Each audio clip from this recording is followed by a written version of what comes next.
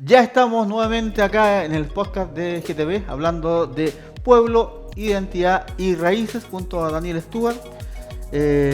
Los invitamos a revisar las plataformas de GTV. Ahí en Facebook están los capítulos anteriores para que no se vayan perdiendo, para que vayan siguiendo, digamos, la correlación de los programas. En el programa anterior quedamos ahí. Empezamos a conversar, digamos, sobre Mateo Zambrano, que adquiere, digamos, la hacienda de los jesuitas, la hacienda la compañía. ¿Qué tal, Daniel? Sí, buenos días de nuevo, Rodrigo. Sí, ya terminamos el periodo colonial, ya expulsamos a los jesuitas, ya estamos con Toro Zambrano, ya estamos empezando. Torrayes ya entregó la hacienda a Mateo Zambrano. Ya está todo fuera, ya está fundado lo que es la ciudad de Rancagua, ya tiene la parroquia de Codegua. Ya utilizan la iglesia de la compañía como viceparroquia de Codegua. Ya hay mucha gente viviendo en Codegua, ya en una comunidad. Ya estamos casi llegando a lo que es la Graneros todavía es fondo, Graneros todavía es predio. En Graneros ya hay gente viviendo, pero la gente que está en Graneros son inquilinos, sí. Pero no es comunidad, no es no hay una parroquia. Villa todavía. No, nada así. Lo único que hay en Graneros es la camino real que pasa desde Santiago, como que pasa por la ciudad, o donde hoy en día es la ciudad, pero pasaba por el campo, se puede decir. Obviamente la composición de la hacienda, ahora que está Toro Zambrano, es un poco diferente. Hay más trigo, menos animales. Todavía sí hay vacas y yeguas, todo eso que tenían los jesuitas, pero en menor cantidad, o suponemos en menor cantidad, porque obviamente hacer una hacienda privada no tenemos sus libros, no tenemos los registros de lo que ellos tenían año tras año, porque esos registros solamente aparecen en los registros judiciales cuando están haciendo un pleito o cuando hay una partición de bienes. Entonces, durante lo que es el fin de la parte colonial, no sabemos exactamente cuántos animales tenían, pero es posible que tenían aún más animales que tienen los jesuitas, porque obviamente Toro Zambrano tenían sus recursos, era bastante rico y tenía mucho poder en Santiago. Era la persona más poderosa en Santiago, en lo que es la ciudad misma. Claro, esa falta de información, digamos, del periodo de Mateo y Toro Zambrano nos complica de cierta manera. No sabemos si mejoró, si mantuvo, si bajó la producción de los jesuitas. Sí sabemos que por las dimensiones la producción era alta, ¿cierto? Sabemos que por un tema de dimensiones, pero no por efectividad o por buen desempeño. Y estamos en una época conflictiva, ya estamos por muchos años Mateo de Toro Zambrano mantiene la hacienda, ¿cierto? Y empieza a envejecer, ¿cierto? Empiezan los aires de independencia. Sí, también podemos recordar que en ese tiempo los hacendados, los poderosos, tenían su casa en Santiago. Sí. Vivían en Santiago. Sí. El que tenía aquí en Rancagua, en Graneros, era su mayordomo.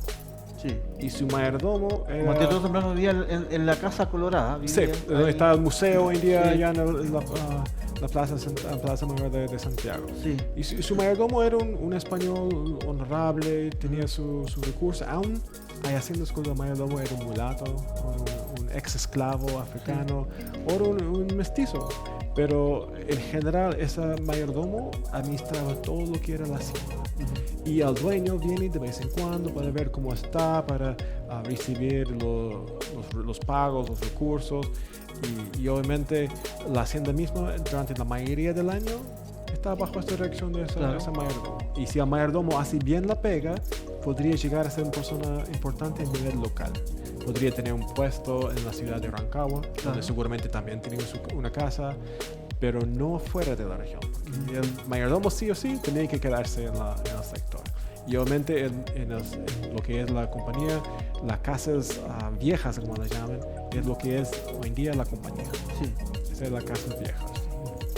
O sea, yo quiero dejar también en claro que la casa que hoy día está dentro del molino nunca fue la casa de Mateo de Zambrano. Esa casa es posterior, fue construida posterior a la muerte de Mateo de Zambrano. La casa de Mateo de Zambrano está en lo que fue propiedad del señor Vial, también heredero, sí, de la familia Toro, pero es la que está donde hoy día están unos eclesiásticos que son los, no me acuerdo si son videntes o algo por ahí, son una congregación española. Esa es la casa de Mateo Todo Zambrano, que no está dentro de las dimensiones de lo que hoy día es el molino de la compañía. De hecho, por ejemplo, en el frontis de esa propiedad está el escudo de armas de la familia Toro Zambrano. Y obviamente los hijos de Toro Zambrano tampoco estaban aquí viviendo en Rancagua. Ellos tenían su vida en Santiago, pero también una cosa muy normal por lo de la aristocracia es que lo manden los hijos a España o los manden a hacer estudios en Francia o Inglaterra o en los Estados Unidos.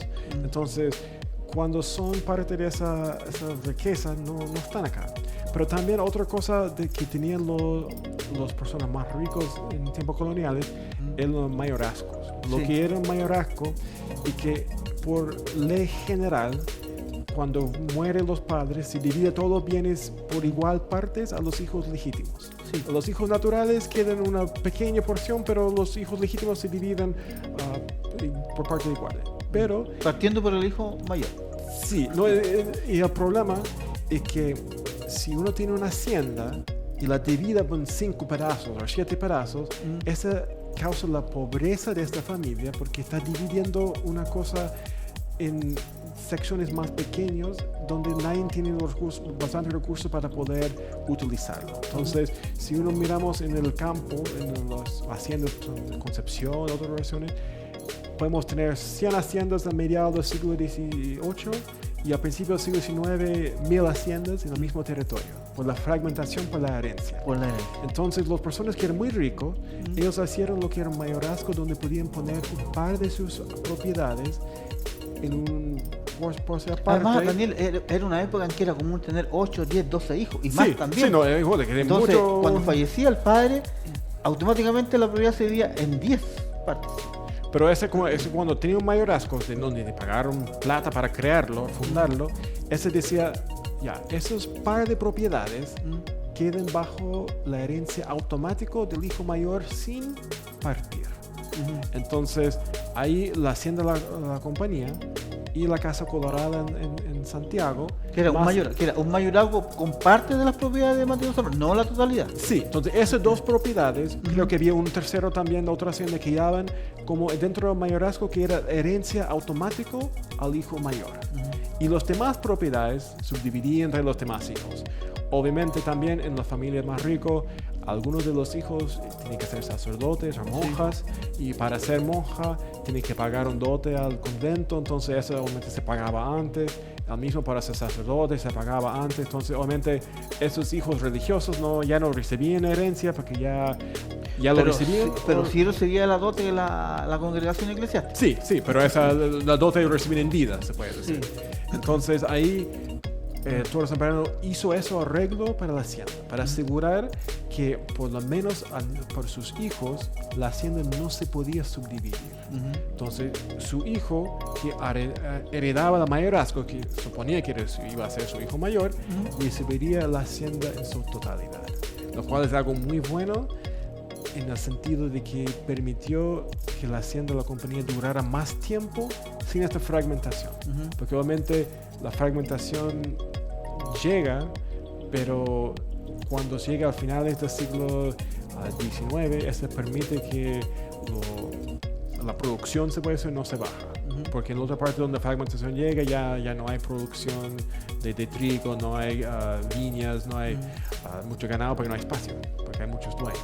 Yo creo que el hermano de don Mateo Zambrano, el que es consejero de la corte o de la monarquía española, cumple un rol súper fuerte. Primero, consigue que Mateo Zambrano pueda adquirir un título nobiliario, se inventa un árbol generacional, porque finalmente se compra el título nobiliario, ¿cierto? Y el hermano confabula, digamos, para que el rey de España le conceda ese título nobiliario. Y segundo, los hijos varones, digamos, como tú bien dices, de Mateo Zambrano, a temprana edad, jóvenes, 14, 15 años, ya viajaban a España, algunos a recibir, digamos, instrucción militar o también instrucciones, digamos, las cosas que se enseñan en esa época, probablemente, digamos, leyes y otras cosas, digamos, que le enseñaban a los varones, pero quedaban bajo el alero de su hermano. Obviamente su hermano, que era consejero, les dio, o sea, les inculcó, digamos, el cariño, el amor, el apego hacia la monarquía española. Sí, no, hay que pensar en los puestos de nobleza. Obviamente, él tiene algunos beneficios. El primer beneficio es que tiene ese título que va con su nombre. Claro. Y con un documento emitido por el rey. Sí. Y obviamente ahí, para poder tener un título, tenía otras razones para generarlo, porque el rey de España siempre estaba cerca de la bancarrota. Sus gobiernos nunca tenían dinero, entonces cada vez que necesitaban hacer un proyecto de reconstrucción o financiar una guerra, la manera más fácil de hacer eso era vender beneficios, y eso era vender títulos. Entonces lo que hacen es dicen, ya, vamos a vender este nuevo título de nobleza que viene con ciertos derechos, y empiezan a hacer un remate. ¿Quién ofrece más dinero por el puesto? Entonces es muy probable, no tengo el número exacto en frente mío, pero que Toro Zambrano debería haber pagado más dinero por el título de nobleza que lo que pagó por la hacienda de la compañía. Sí. Y sabía que ese título de nobleza no solamente beneficiaría a él, pero a su hijo, su nieto, claro, ¿no? Porque esa venía con el puesto de mayorazgo.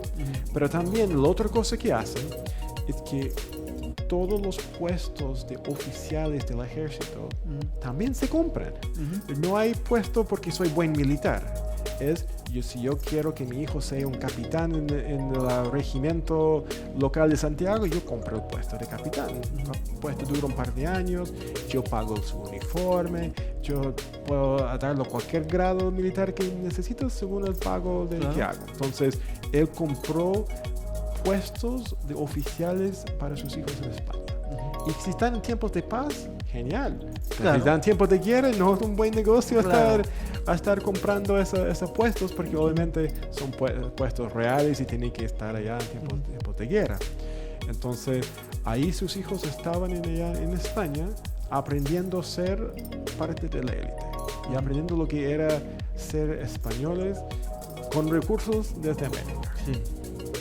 No, además que, digamos, le enseñan protocolo, cómo se maneja la aristocracia, cómo se alimenta la aristocracia, cómo se comporta en la mesa, el tipo de esposa que tienen que buscar, ¿cierto?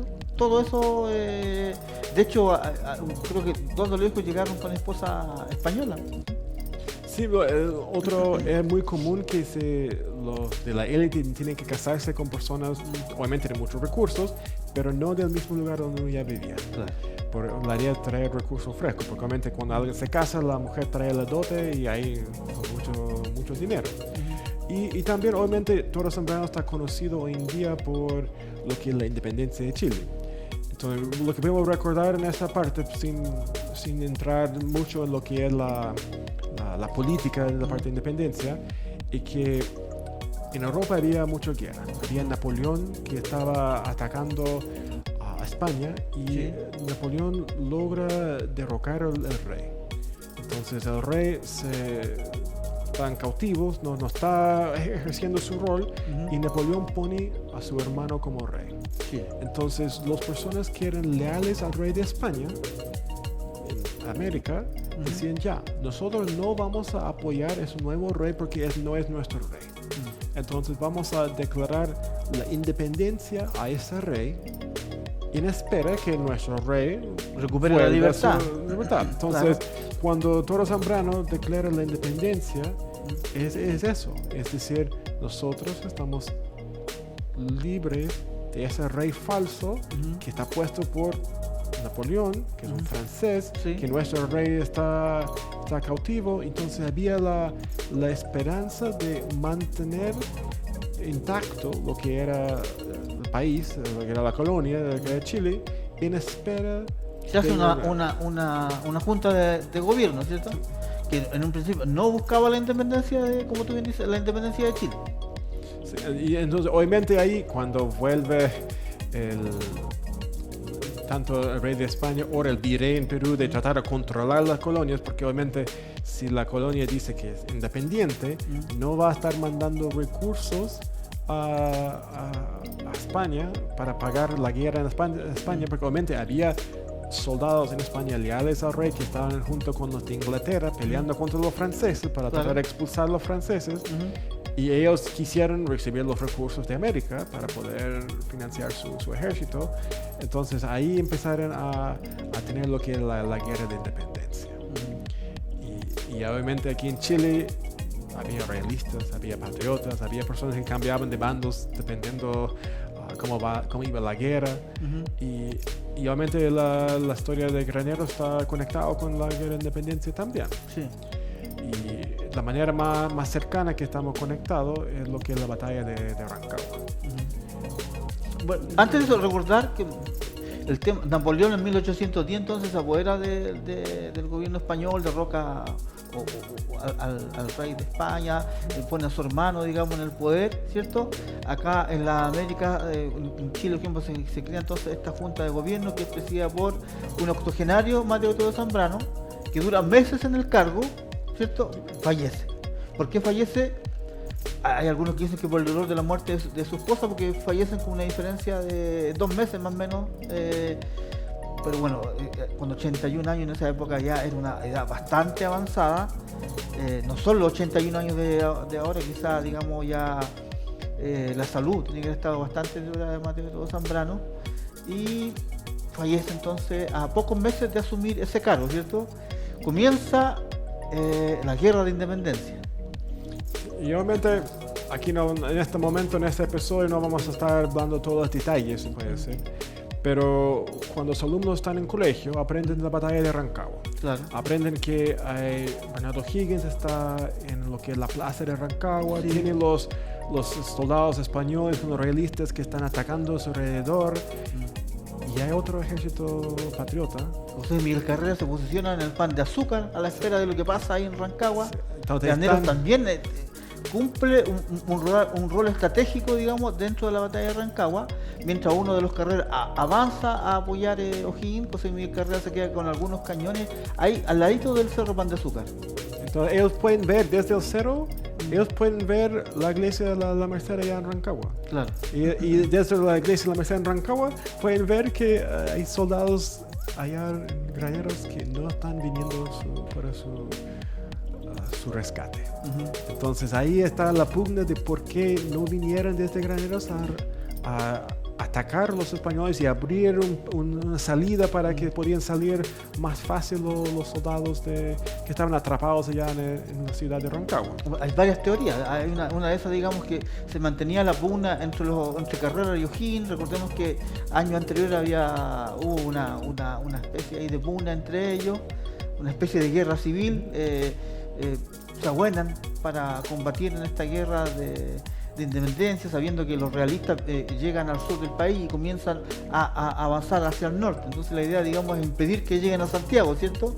Y si bien llegan a Concepción, avanzan sin grandes problemas, pasan Talca, ¿cierto? Pasan varias ciudades, hasta que ya están a pocas leguas en esa época de la villa de Rancagua. Sí. Y uno puede considerar también, después de la batalla, ya hay una derrota, están escapando. Uno dice, ¿por qué no vinieron desde Graneros a rescatarlos? Uno piensa por el Camino Real, ya no tenían puente en las tierras de la cadena. Y hay mucha documentación que vimos en el episodio anterior, donde toda la parte cerca de Tuniche era un pantano. Entonces, si estamos hablando en octubre, donde todavía hay aguas desde la primavera, donde hay mucha agua bajando de la cordillera, habría sido muy difícil, aún con caballos, de cruzar esta parte para llegar a Rancagua. Entonces, aun si quisieran llevar los cañones, habrían estado quedados ya en el barro. Y si hubieran tratado de llegar a pie o mismo con los caballos que tenían, habría demorado mucho la llegada. Y a la vez también, cuando vemos después de la batalla, de la derrota, cuando están arrancándose los soldados que sobrevivieron con O'Higgins, ellos no van por la ruta H, ellos van por la avenida La Compañía, Por la avenida de la Compañía. donde no tenían que cruzar el Estero de la Cadena cuando ya conectaba con el río Codegua, donde simplemente cruzaban donde era el Estero Machalí, Sí. donde era mucho más fácil cruzar, y ellos suben a donde hoy en día está la camino, la compañía hasta Puesta Echada. Sí, avenida de la Compañía. Y ahí ellos evitaron los grandes ríos en pantanos cruzando el río Codego, donde estaba más ancho y donde podían cruzar más fácilmente. Claro. Y ahí también muestra un poco de por qué no pudieron entrar a salvarlos, se puede decir.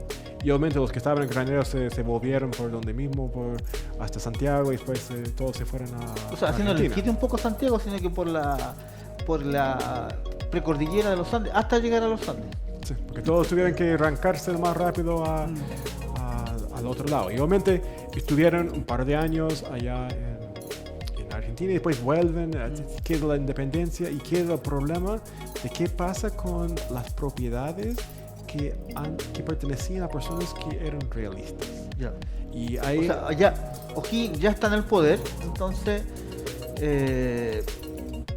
ya es director supremo, estamos hablando del año 1814, 1815, ¿cierto? Sí, porque por ejemplo, pensando no en Granero, pero en Concepción. Por ejemplo, tenemos un informe que muestra que hay unos 50 casas que están abandonadas en la ciudad, en la parte urbana, porque sus dueños que son realistas se arrancaron a Perú.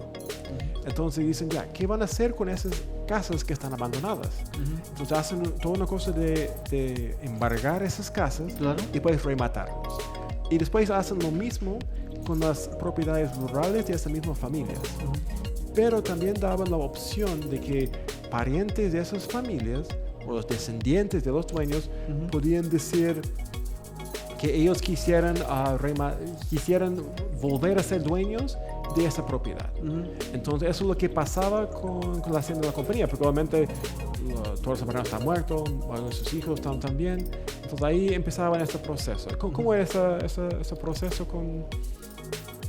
Bueno, O'Higgins, obviamente, digamos, es curiosa, porque en algún momento él, cuando fallece su padre, pide los títulos nobiliarios, ¿cierto? En la monarquía se los niega, pero acá en el país él pretende abolir tanto los títulos nobiliarios como los mayorazgos. O sea, todo lo contrario que él quiso hacer, porque él quiso apoderarse, digamos, de los títulos nobiliarios de su padre, pero acá en el país, cuando está acá, cuando director supremo, hay una abolición, ¿cierto?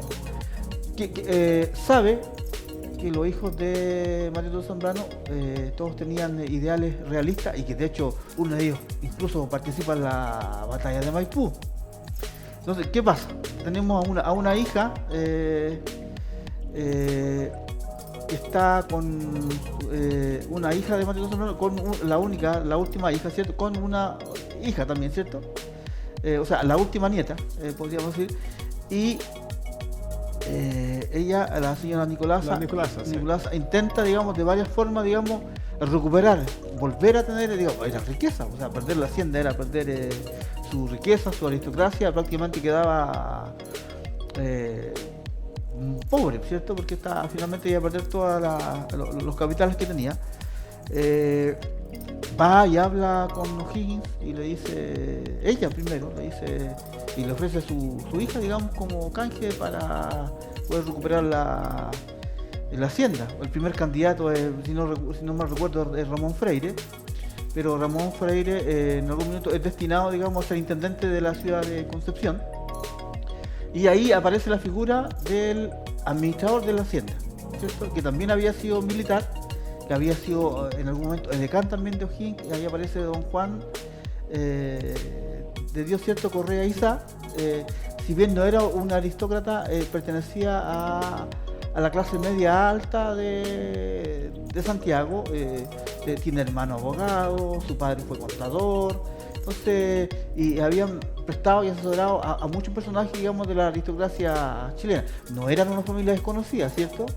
Entonces, se dice que eventualmente la Nicolasa nieta, no la Nicolasa, digamos, su madre. Sí, la Josefa Dumont era la Josefa mamá. Dumont, sí. Y la Nicolasa, nieta. ella se casó con Juan de Dios Correa Exactamente. el 8 de octubre de 1822. Exactamente. Entonces, durante la última parte del periodo donde estaba O'Higgins, y al casarse, obviamente, ella recibe de vuelta la hacienda. Exactamente. El gobierno evita tener que hacer un remate en todo un juicio sobre la hacienda, y el Juan de Dios Correa ya es el dueño. Sí. Y obviamente uno puede ver muchos registros de él, pero lo más importante que tenemos de él es lo que pasa cuando ya está muerto. Sí. Cuando hacen la división de la propiedad, porque ya no hay mayorazgo, no hay una ley que dice que no lo puede dividir. Y más importante, ahora sus hijos lo obligan a tener que dividir cuando ya está fallecido. Entonces ya vamos a hacer un gran salto, vamos a saltar de 1822 a 1874, cuando hacen lo que es la división. Fallece entonces Nicolasa, ¿cierto? Dejando vivos 11 hijos, ¿cierto? Y como tú bien dices, ahora la ley les permite subdividir ese mayorazgo, que años anteriores la ley lo prohibía. Entonces ya ellos, con la nueva ley de O'Higgins, ese mayorazgo se disuelve, ¿cierto? Y comienza a hacerse la famosa hijuelación de la hacienda La Compañía. Aquí en el mapa se pueden ver, digamos, algunas de las... Sí. De los predios que existen en ese entonces, que cuando se hace la hijuelación siguen manteniendo los nombres. Sí, entonces van a dividir la hacienda en varias hijuelas. Una hijuela es una porción de una hacienda que se da en herencia. Entonces van a dar varias hijuelas y van a dar a cada uno un deslinde. Entonces, obviamente, muchos de las pircas, los muros de piedra que encontramos son justo los que hicieron en ese tiempo para poder hacer esa división, se puede decir. Entonces, tenemos algún mapa aquí. Mira, este mapa aquí es de Graneros de 1931. Entonces, va a mostrar algunas de estas hijuelas. Entonces, la primera hijuela que tenemos se llama Las Higueras. Y Las Higueras es el lugar que es Las Higueras hoy en día. Entonces, si vamos un poquito más bajo en el mapa, tenemos Las Higueras acá. Eso es hoy en día lo que es sector Las Higueras, el sector del Romero, la Soledad. Ese era Las Higueras. Y Las Higueras llegaba hasta la calle Santa Julia. Y la descripción que dan es bien interesante porque hablan de que cuando hacen un muro con una zanja que empieza con la ruta H y va por la calle Santa Julia y después sube la cordillera hasta llegar a una laguna. Entonces, si hoy en día uno sube la cordillera arriba de lo que es Santa Julia de las Higueras, hay un cordón de cerros allá arriba, y en la parte más alta... Hay una quebrada, además. Sí, arriba de las quebradas. Hay arriba del cerro, antes de llegar al otro lado, hay una planicie. En esta planicie hay una laguna. Y esta laguna tiene agua durante unos 6 meses del año. Hay un poco de agua en este momento porque no ha llovido mucho, o por lo menos cuando estamos grabando todavía no ha llovido mucho. Ahí podemos hablar un poco de un cambio climático. En esa época nevaba bastante más, llovía bastante más también en la cordillera de la costa que lo que llueve hoy día, que permitía, digamos, que se desarrollara esa laguna, porque recibía aguas de diferentes puntos, de diferentes quebradas. Pero lo interesante hoy en día, si uno sube a esta cordillera, el muro existe. Sí. La zanja existe. Bien arriba de la cordillera. Se puede llegar hasta otro lado y sigue el muro. Entonces todo lo que es al norte es Las Higueras. De esa primera hijuela. Sí. Entonces esta primera hijuela recibió José Gregorio Correa Toro. Ese es el primer dueño. Y obviamente también los dueños de cada hijuela tienen que tener su casa patronal. Y obviamente al tener su casa patronal tienen que poner su huerta. Y cuando pensamos de huerta no hay que pensar de vegetales, hay que pensar de árboles exóticos. Sí. Y la huerta que pertenecía a esa hacienda, esta hijuela, es lo que hoy en día está en el parque. Sí. Donde hoy en día solamente quedan las palmeras y obviamente la media luna con los árboles. Sí. Ese sector ahí es donde estaba la casa patronal que correspondía a esta hijuela de las Higueras. Sí. Y después la segunda lo llaman de medio de la Rinconada. Esa es la que hoy día conocemos como las Mercedes. Sí, esa es la que empezaba en Santa Julia Sí, y iba al sur. sí. Y obviamente... ¿Y eso delindaba con el estero La Cadena o estero Sí, Machalí? llegaba hasta la final ahí. Y la casa patronal ahí es lo que está en la entrada de San Ramón. Ahí donde queda la casa, donde se ve el arboled, donde tienen la población La Merced justo al Sí. lado. Y obviamente esa era la segunda hijuela. La tercera, en esa, mucho más abajo, el Tuniche. Ya, Camino Rancagua. sí, el camino de Rancagua. Ahí lo que hicieron la siguiente hijuela, hay uno más que vamos a ver por número, Sí. pero la de Tuniche es la que va más abajo. Y estaba en ese sector para aquí más abajo, que vamos a verlo más detalle en otro mapa. Sí. Pero hacia aquí tenemos la mapa de Rancagua. Si vamos aquí arriba, o aquí abajo aquí, tenemos Angostura y San Francisco, tenemos que ir mucho más abajo en esa mapa aquí. Tenemos Mostazal, Las Higueras de nuevo, más abajo todavía. Ahí tenemos Tuniche. Entonces, Tuniche es hoy en día lo interesante aquí, cuando casi antes de cruzar el río, tenemos una calle que va recta. Y ahí, en el tiempo colonial, en ese tiempo cuando hicieron la división, había un muro ahí, que esa era la línea divisor, y el resto de la división era el estero. Y para allá en este mismo sector, donde también tenía su casa patronal. Mira, curioso que ahí aparece en el mapa estero de La Cadena o también estero de Las Delicias. Sí, vamos a llegar a las delicias. Aquí vamos a saltar ahí. En este mismo Tuniche viene un lugar que se llama El Molino, o el Molino de Santa Ana. El Molino aparece también en las hijuelas, pero se llaman Los Molinos y ninguno de los herederos lo recibió. Lo hicieron en esa sección más chico, que eran los molinos que tienen de harina, y lo vendieron para cubrir los costos Fue un remate. de hacerlo. Fue un remate que incluía una propiedad de 50 hectáreas para que el dueño del molino quedara con algún tipo de predio y para darle un poquito más de valor. Se dice que ese remate se intentó, digamos, esa porción o escuela número 12 se hizo con el propósito de pagar todos los costos, digamos, de la explotación. Sí. Recordar que se contrataron ingenieros, geomensores, entonces fueron varios profesionales, hubieron obviamente abogados también, hubieron un montón de gente que trabajó en una legislación, digamos, de una propiedad que es gigante, ¿no? Sí, no, es mismo pensar en ese muro que está arriba de la Santa Julia en la cordillera. ¿Cuántos días tienen que trabajar los obreros en todo el sol para armar ese muro?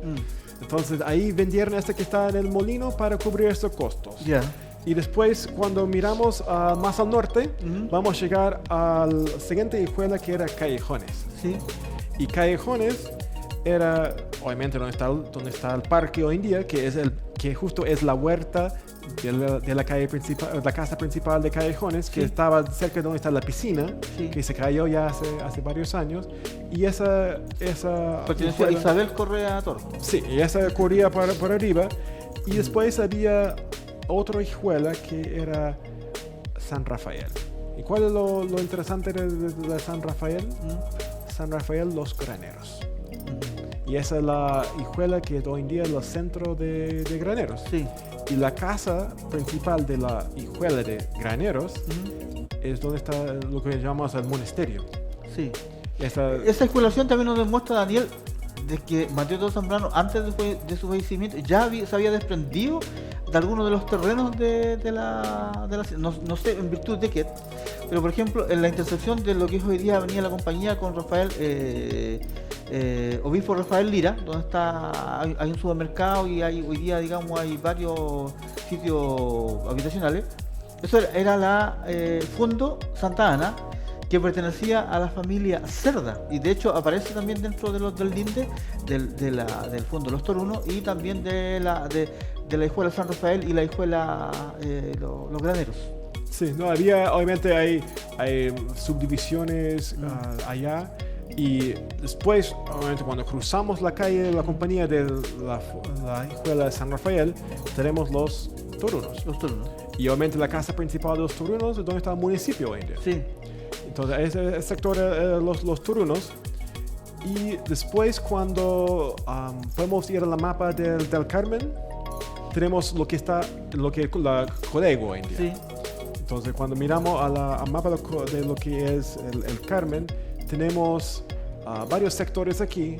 Por ejemplo, tenemos aquí en el medio, más abajo aquí, tenemos el sector de las casas viejas. Sí. La compañía, la casas viejas, lo que lo llaman. Sí. Pero después tenemos la Hijuela La Leonera. Entonces yo como extranjero, yo conozco La Leonera como el lugar del hotel. Sí. Cuando yo voy a la cordillera, todo eso para mí era La Leonera. Pero por mi sorpresa, eso no es La Leonera que aparece en los registros coloniales y el registro de la división. Porque si miramos aquí más al oeste, yendo hacia Graneros, encontramos La Leonera. Entonces cuando uno va hoy en día a la compañía y después dobla hacia los tres caminos, empieza a subir por el camino que va a dirección a lo que es La Leonera hoy en día y llega hasta el primer ermita donde está la Virgen. ¿Ya? Esa es La Leonera. Sí. Está allá abajo. De la Blanquina hacia arriba. Sí. Y ahí se desprendió del Carmen después, pues hicieron otra subdivisión que pasaba algunos años después, pero cuando hicieron la división de La Leonera, esa era lo que era La Leonera. Pero después, ahora si vamos mucho más al sur aquí, tenemos la otra división, que es Las Delicias. Entonces, si tiran el mapa más abajo, tenemos Tunca, Tuncahue que vamos a ver, y más abajo todavía tenemos Las Delicias. Y Delicias está casi llegando a Machalí. Sí. Y obviamente nuevos campos, todos esos sectores para allá, pero ese sector, obviamente este mapa que estamos viendo aquí es de 1930, entonces todavía mantiene todos esos nombres. Y después también tenemos uno que se llama Del Macho, que también es del mismo sector ahí de Tunca. Sí.